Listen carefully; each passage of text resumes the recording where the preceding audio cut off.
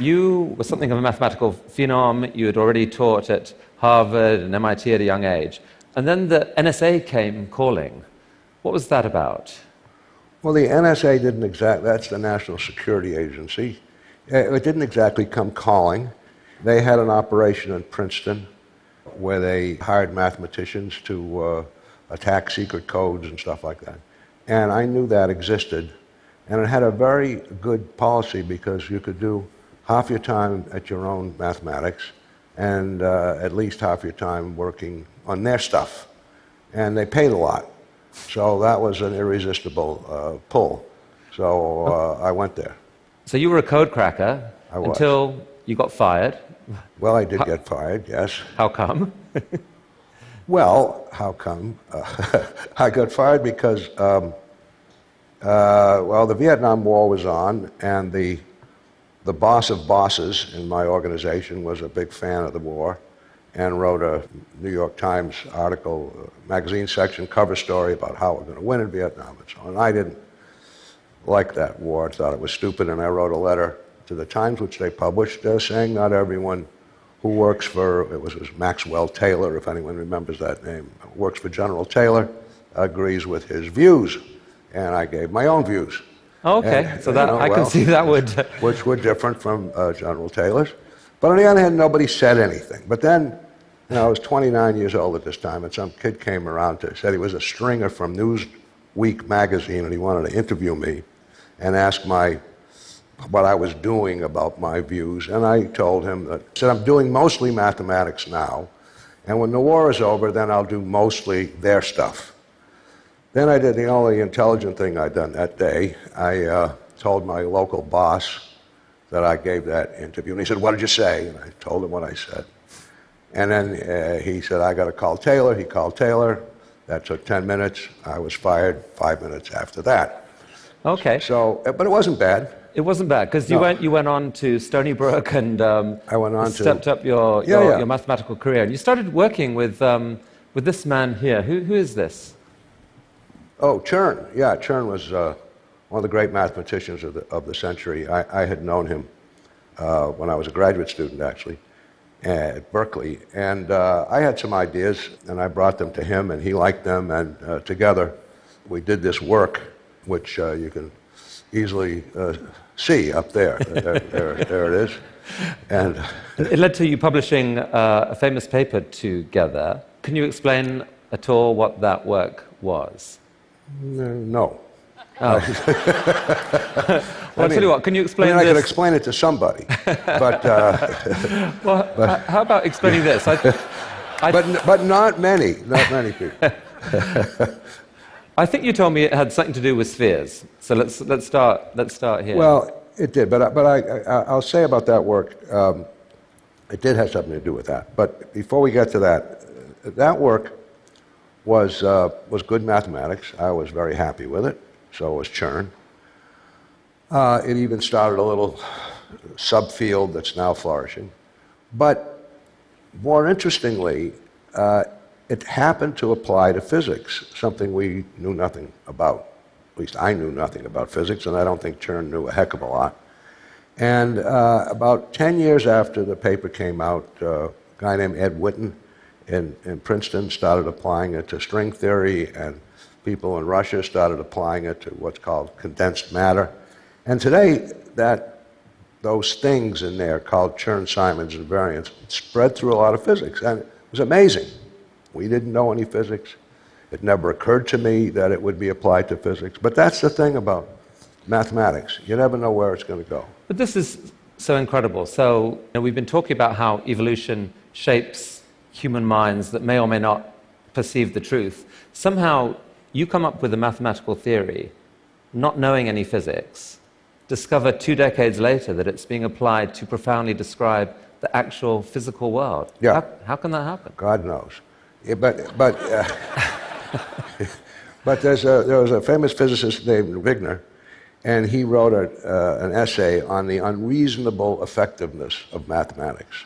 So somehow this mathematics, which is rooted in the real world in some sense, we learn to count and measure, that's kind of, everyone would do that. And then it flourishes on its own. But so often it comes back to save the day. General relativity is an example. Minkowski had this geometry, and Einstein realized, hey, it's the very thing in which I can cast general relativity. So you never know, and so it is a mystery. It is a mystery. So here's a mathematical piece of ingenuity here. Tell us about this. Yeah. Well, that's a ball. it's a sphere, and it has a lattice around it. You know, those squares sort of things. And what I'm going to show here was originally observed by Euler, the great mathematician, in the 1700s. And it gradually grew to be a very important field in mathematics, algebraic topology, geometry. And that paper up there had its roots in this. So here's this thing. It has 8 vertices and 12 edges and 6 faces. And if you look at the difference, vertices minus edges plus faces, you get 2. Okay, well, 2, that's a good number. Oh, here's a different way of doing it. These are triangles covering. Oh, this has 12 vertices and 30 edges and 20 faces, 20 tiles, and vertices minus edges plus faces still equals 2. And in fact, you could do this any which way. Cover this thing with all kinds of polygons and triangles and mix them up. And you take vertices minus edges plus faces, you'll get 2. Now here's a different shape. This is a torus, or the surface of a donut. 16 vertices covered by these rectangles, 32 edges, 16 faces. Hey, this comes out 0, vertices minus edges. It'll always come out 0. Every time you cover a torus with squares or triangles or anything like that, you're going to get 0 when you take that thing. So this is called the Euler characteristic, and it's what's called a topological invariant. Now, it's pretty amazing. No matter how you do it, you're always going to get the same answer. So that was the first sort of thrust from the mid-1700s into a subject which is now called algebraic topology. And your own work took an idea like this and moved it into higher dimensional theory. You looked at higher dimensional objects and found new invariances? Yes. Well, there were already higher dimensional invariants, Pontryagin classes. Actually, there were Chern classes. There were a bunch of these types of invariants. But I was struggling to work on one of them and model it sort of combinatorially instead of the way it was typically done. And that led to this work, and we uncovered some new things. But if it wasn't for Mr. Euler, who wrote almost 70 volumes of mathematics, had 13 children whom he had apparently would dandle on his knee while he was writing and so on. If it wasn't for Mr. Euler, well, there wouldn't perhaps be these invariants. Okay, so that's at least given us a flavor of that amazing mind in there. Let's talk about Renaissance, because you took that amazing mind and, having been a co-cracker at the NSA, you started to become a co-cracker of the financial industry. I think you probably didn't buy efficient market theory, and somehow you found a way of creating these astonishing returns over 2 decades. I think the way it's been explained to me, what's remarkable about what you did was that it wasn't just the size of the returns, it was that you took them with surprisingly low volatility and risk compared with other hedge funds. So how on earth did you do this, Jim? Well, I did it by assembling a wonderful group of people. When I started doing trading, I had gotten a little tired of mathematics. I was in my late 30s. I had a little money. I started trading, and it went very well. I made quite a lot of money with pure luck. I mean, I think it was pure luck. It certainly wasn't mathematical modeling.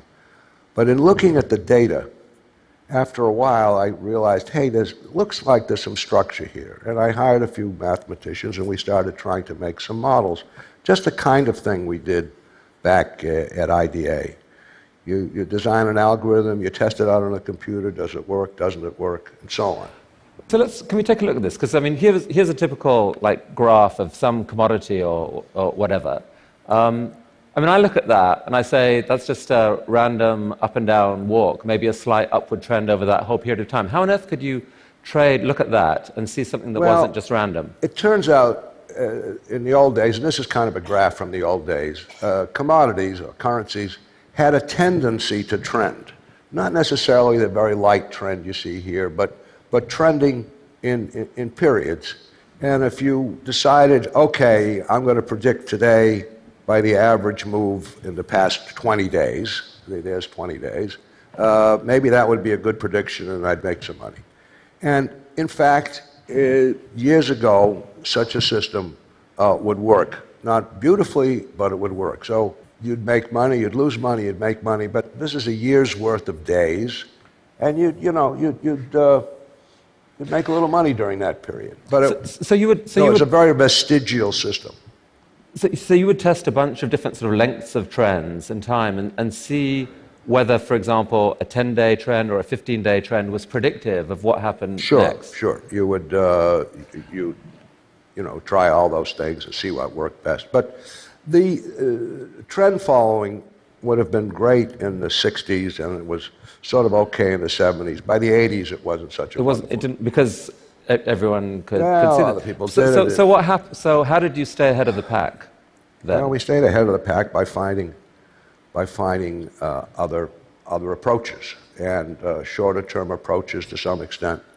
But the real thing was to gather a tremendous amount of data, and we had to get it by hand in the early days. We went down to the Federal Reserve and copied interest rate histories and stuff like that because it didn't exist on computers. We got a lot of data and very smart people, and that was the key.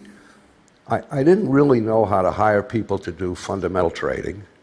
I had hired a few. Some made money, some didn't make money. I couldn't make a business out of that. But I did know how to hire scientists because I have some taste in that department.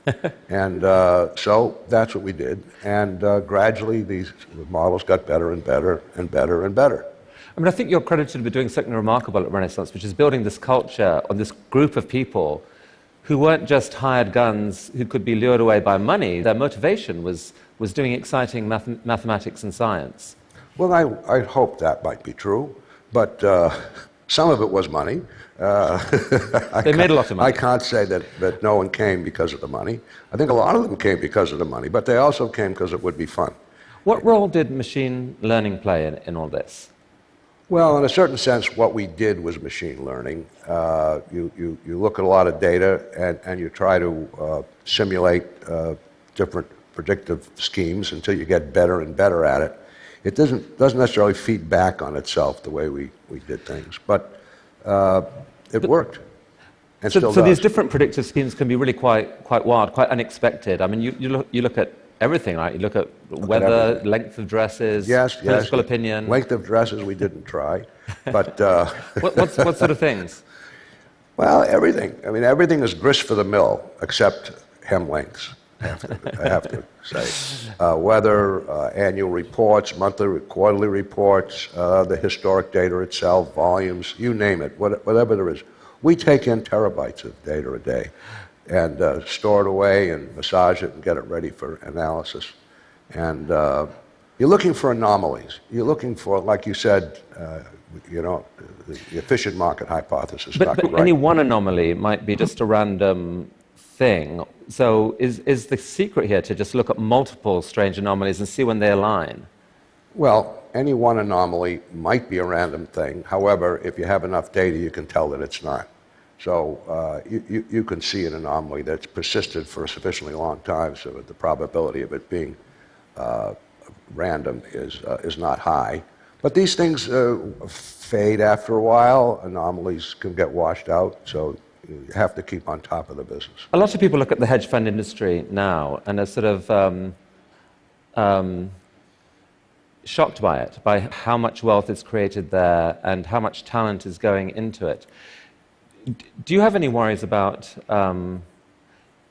that industry and perhaps the financial industry in general, kind of being on a runaway train that's I don't know, helping increase inequality, or how would you champion what's happening? Well, actually, I think in the last 3 or 4 years, hedge funds have not done especially well. We've done dandy, but the hedge fund industry as a whole has not done so wonderfully. The stock market has been on a roll going up, as everybody knows, and price-earnings ratios have grown. So an awful lot of the wealth that's been created in the last, let's say, 5 or 6 years has not been created by hedge funds. So it's just another, people would ask me, what's a hedge fund? And I say, 1 in 20. I mean, which means now it's 2 in 20. But, it's 2% fixed fee and 20% of profits. Hedge funds are all different kind of creatures. Rumor has it you charge slightly higher fees than that. We charge higher fees, yeah. We charge the highest fees in the world at one time. 5 and 44, that's what we charge. 5 and 44. Yeah, 5% fixed fee, 5% flat, 44% of upside. You still made your investors spectacular amounts of money. We made good returns, yes. People got very mad at my investors. How can you charge such high fees? I said, okay, you can withdraw, but no, how can I get more was what the, how can I get more? But at a certain point, as I think I told you, we bought out all the investors because there's a capacity.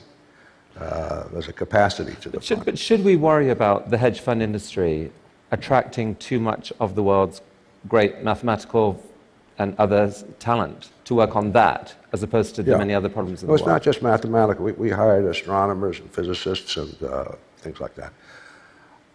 I don't think we should worry about it too much. It's still a pretty small industry, and in fact, bringing in science into the investing world has improved that world. It's reduced volatility. It's increased liquidity. Spreads are narrower because people are trading that kind of stuff. So I'm not too worried about Einstein going off and starting a hedge fund. Now, you're at a phase in your life now where you're actually investing, though, at the other end of the supply chain, in actually boosting mathematics across America. This is your wife, Marilyn, and you're working on philanthropic issues together. Tell me about that. Well, we are. Marilyn started, there she is up there, a beautiful wife. She started the foundation about 20 years ago, I think 94. I claim it was 93, she says it was 94, but it was one of those 2 years. We started the foundation. And just as a convenient way to give charity, she kept the books and so on. And we did not have a vision at that time, but gradually a vision emerged, which was to focus on math and science, to focus on basic research. And that's what we've done. And 6 years ago or so, I left Renaissance and went to work at the foundation. So that's what we do. And so Math for America here is basically investing in math teachers around the country, giving them some extra income and giving them support and coaching and really trying to make that more effective and make that a calling to which teachers can aspire. It's instead of beating up the bad teachers, which has created morale problems all through the educational community, in particular in math and science, we focus on celebrating the good ones and giving them status. We give them extra money, $15,000 a year. We have 800 math and science teachers in New York City in the public schools today as part of a core. There's a great morale among them. They're staying in the field. Next year it'll be 1,000, and that'll be 10% of the math and science teachers in New York public schools, and that's And Jim, here's another project that you've supported philanthropically, research into origins of life, I guess. What are we looking at here? Well, I'll save that for a second, and then I'll tell you what you're looking at. But so origins of life is a fascinating question. How did we get here? What's a root? Well, there's two questions. So one is, what is the route from geology to biology? How did we get here? And the other question is, what did we start with? What material, if any, did we have to work with on this route? Those are two very, very interesting questions. The first question is a tortuous path from geology up to RNA or something like that. How did that all work? And the other, what do we have to work with? Well, more than we think. So what's pictured there is a star in formation. Now, every year in our Milky Way, which has 100 billion stars, about 2 new stars are created. Don't ask me how. but they're created. And it takes them about 1 million years to settle out. So in steady state, there's about 2 million stars in formation at any time. That one is somewhere along this settling down period, and there's all this crap sort of circling around it, dust and stuff, and it'll form probably a solar system or whatever it forms. But here's the thing.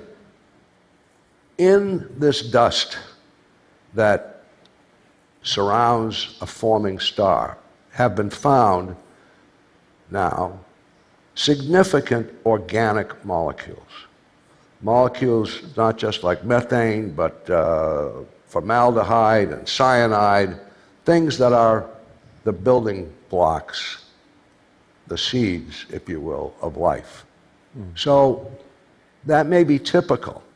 And it may be typical that planets around the universe start off with some of these basic building blocks. Now, does that mean, there's going to be life all around? Maybe. But it's a question of how tortuous this path is from those frail beginnings, those seeds, all the way to life. And most of those seeds will fall on fallow planets, but so for you personally, finding an answer to this question of where we came from, how did this thing happen, that is something you would love to see. I'd love to see. Love to see, and like to know, if that path is tortuous enough and so improbable that no matter what you start with, we could be a singularity. But on the other hand, given all this organic dust that's floating around, we could have lots of friends out there. Be great to know. Jim, a couple years ago, I got a chance to speak with Elon Musk and asked him the secret of his success, really, and he said taking physics seriously was it. Listening to you, what I hear you saying is, taking math seriously, that has infused your whole life. It's made you an absolute fortune, and now it's allowing you to invest in the futures of thousands and thousands of kids across America and elsewhere. Could it be that science actually works, that math actually works? Well, math certainly works. Math certainly works. But this has been fun. Working with Marilyn and giving it away has been very enjoyable. I just find it's an inspirational thought to me that by taking knowledge seriously, so much more can come from it. So thank you for your amazing life and for coming here to TED. Okay. Truly. Thank you. Jim Simon. Thank you, Jim. It's really interesting.